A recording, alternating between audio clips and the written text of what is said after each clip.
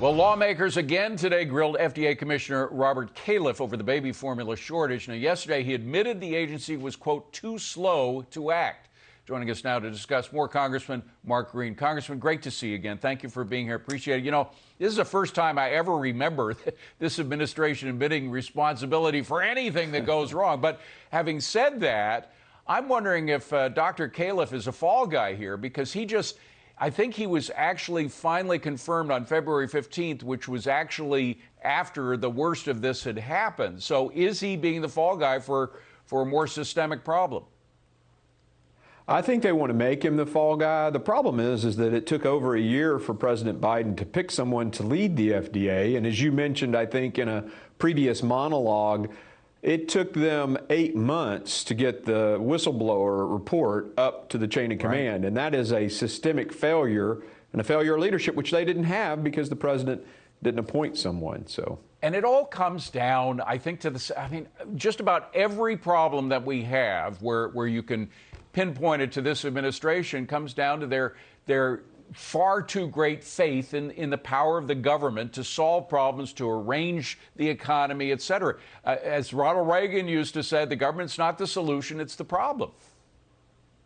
Well, there's no doubt about that. And in this particular case, that's very much the case. I mean, basically the food assistance programs have created a monopoly by buying in bulk from certain vendors, and it basically is protectionist against any competition in the marketplace. And then you layer over that all the regulations, the tariffs that we actually put on foreign, baby formula. That's why I just dropped a bill that it's a very simple bill. It just allows the president to remove the tariffs and those regulations as long as the baby formula is safe and made to our standards nutritionally, to bring it into the United States. I'm aware of an Australian company ready right now to ship baby formula to the United States, but they can't because of the regulations. So would this Australian company have enough to fill our shelves, to fill the supply gap we have now?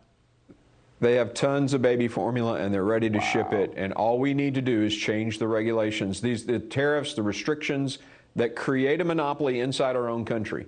It's too much government, once again, screwing it up. Now, doesn't the executive have the power to change those barriers to importing that Australian formula? He doesn't have the authority. That's why we need this bill. And we could pass this in a few days and he could have the authority and waive the regulations. Actually, redoing the regulations is what we need to ultimately do, but that's going to take some time to ferret through. There are thousands and thousands of pages of trade regulation that have to go through. My team's working on that. But for now, we gave him just the authority to waive them in the time of this crisis, and we need Nancy Pelosi to floor the bill. Isn't that, we're thinking alike. That was the next word that was going to come out of my mouth was Nancy Pelosi. Instead, she seems only to want to point fingers at the company. She says somebody there's got to be indicted. I don't know who she was talking about or exactly what they would be indicted for. Do you? Well, they had a contamination that resulted actually in a child's death, and there are liability laws that allow that to be worked out in our court system. I'm sure that's proceeding. Abbott notified, and they said they were sorry. Their CEO actually apologized. What didn't happen was the plant didn't get authorized to go back open because the information for the inspection never got to the leadership at the FDA, and that's a failure inside the systems inside the FDA. Again, I point back to the fact they had no leader because the president waited a year to appoint him. Right. And then, of course, there's also the problem that the government's involved in buying up so much of this stuff that they put all these controls, not only export controls or import controls of foreign stuff, but from state to state, you have all these barriers, right?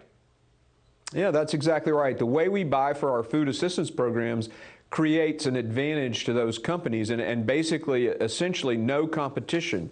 What we've got to do is get competition in the marketplace because that'll drive down price, of course, and it'll create supply. You know, these guys don't understand how to manage a supply chain. No. Well, it's more fun to beat up on producers. Government is not the solution. It is the problem. I think Reagan had it right. Amen. 40 years ago. He did. Congressman, great to see you. Thank you for being here. Appreciate it. Thanks, David.